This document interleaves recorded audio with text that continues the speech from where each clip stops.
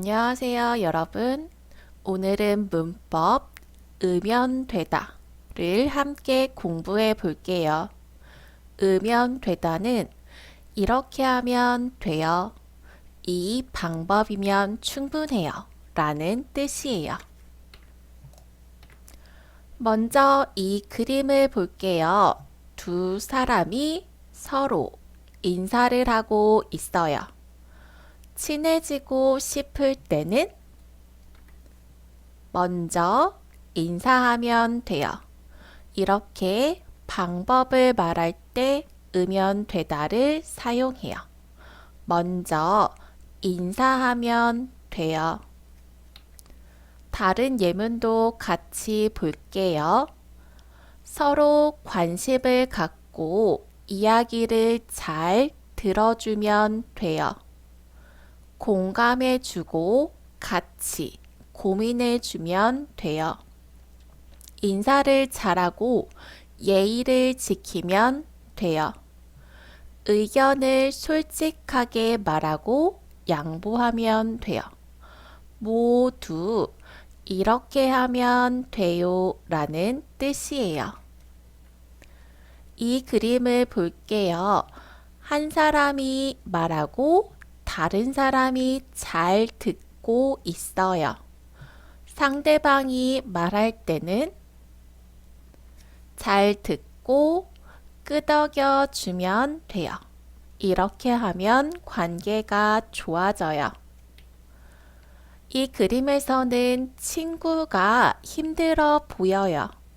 친구가 힘들면 공감해 주면 돼요. 괜찮아? 라고 말해주는 것도 좋아요. 오랫동안 못 만난 친구가 있어요. 오랫동안 못 만났다면 먼저 연락하면 돼요. 작은 행동이 중요해요. 새로운 학교나 회사에서는요, 새로운 곳에서 잘 지내고 싶으면 규칙을 지키면 돼요. 이것도 의면되다를 사용하는 문장이에요.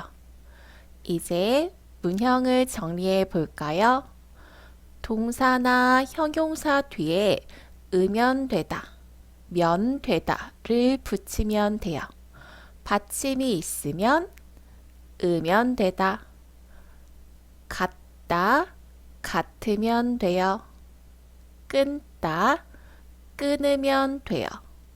짓다, 지으면 돼요.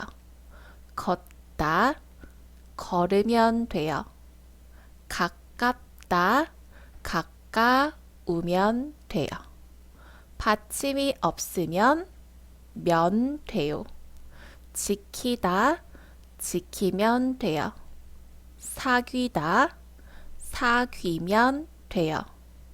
만들다, 만들면 돼요. 어렵지 않죠? 그냥 이렇게 하면 돼요 라고 생각하면 돼요. 이제 여러분이 직접 말해 볼게요. 친구와 잘 지내고 싶으면 하면 돼요. 한국어 발음을 잘 하고 싶으면 하면 돼요. 예를 들어서 연습하면 돼요. 자주 말하면 돼요. 여러분 생각을 넣어서 말해보세요. 여러분은 어떻게 하면 친구와 더 친해질 수 있을까요? 댓글에 의면돼요를 사용해서 써보세요. 오늘 문형을 정리해 볼게요. 의면되다는 조건을 만족하면 되는 것. 충분한 조건을 말할 때, 문제 해결 방법을 제시할 때 사용해요. 오늘 배운 표현 일상생활에서 꼭 사용해 보세요. 오늘 수업은 여기까지입니다. 다음 시간에도 쉬운 한국어로 다시 만나요. 고맙습니다.